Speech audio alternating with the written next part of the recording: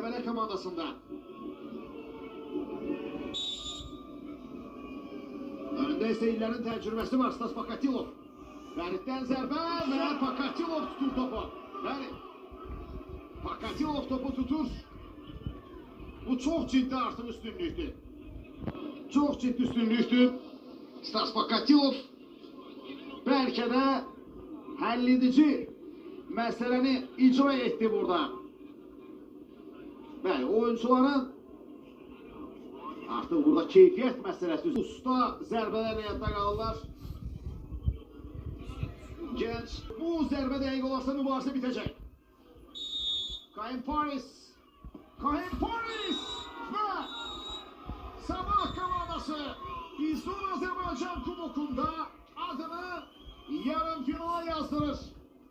Əziz tamaşaçılar, gergin keçən, dramatik keçən 122 dəqiqə davam edən və ardınca penaltilərə qədər izlədiyimiz maçın udan tərəfi, qalib tərəfi Sabah olur.